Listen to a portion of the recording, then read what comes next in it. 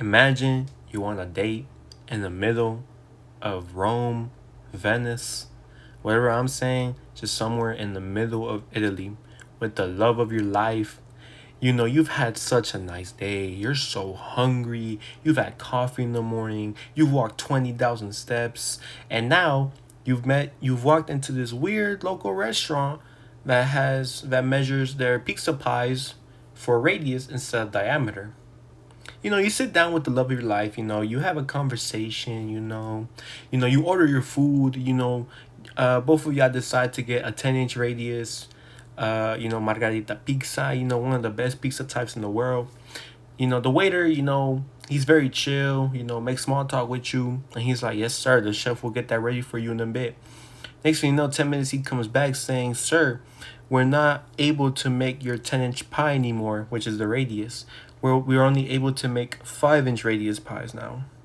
And since the manager is kind of sneaky, he gives you two options to the waiter and then tells those two options to you.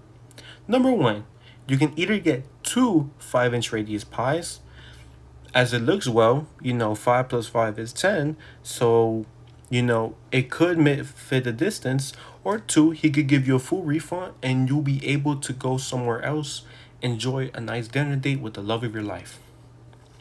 And if you choose number one, then congrats, you got scammed. You got scammed, my brother. You got scammed.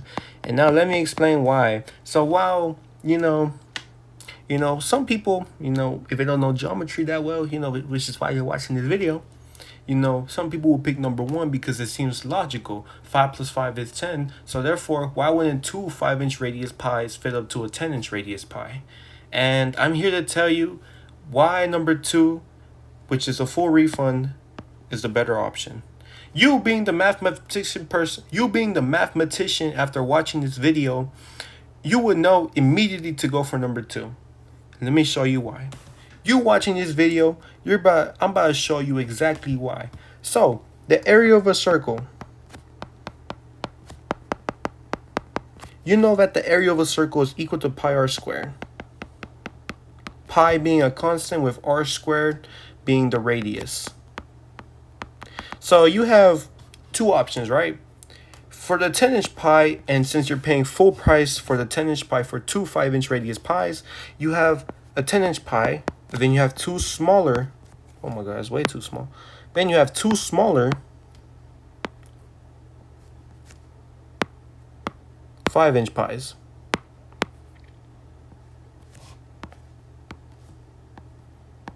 Now, you being the mathematician, you're able to work out the math real quick. And here's the math. You have two 5-inch pies, right? Now, if we were to measure the area for each pie and measure it exactly to see if we would get the same amount of food, what we have to do is use this formula. So, since we know that area of a circle, and I know this is in 3D, but I'm saying in 2D and eventually 3D, it measures out the same. If the area of a pie is pi r squared, because theoretically it's a perfect circle, just saying, and we know that radius is radius squared pi, from here we can measure out each circle. So from here, we can enter area is equal to pi 10 inches squared, which is equal to 100 pi inches squared. So what does that mean? I have no idea. That's just how big the pizza is.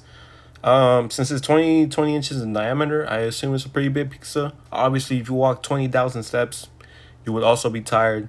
I would be tired too. And the manager is willing to give you two 5-inch pizza pies for the same price as a 10-inch one. However, this is why you won't get scammed. You know that the area is the same for each of the pi r squared, and you have two of them.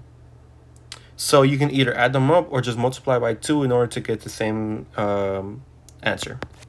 So you decide to multiply by 2. You have 2 pi 5 squared, because that is the radius that the manager wants to give you of the pie. And then from here, that 2 pi times 5 squared is 25. That's just 50 pi. But wait. It seems as if something's wrong. you being the mathematician, you would immediately know that 50 pi inches squared is not equal to 100 pi inches squared.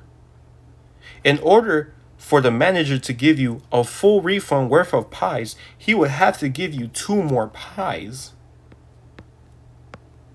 So, and this is why when you watch this video, you won't get scammed. So now, instead of choosing number 1, getting 2 5-inch pies, you're going to get 4 5-inch pies if you're able to. If not, you and the love of your life going to walk straight out of there unscammed, if that's a word. So, that's how you can use geometry and math in real life to not get scammed. Thank you for watching. Have a blessed day.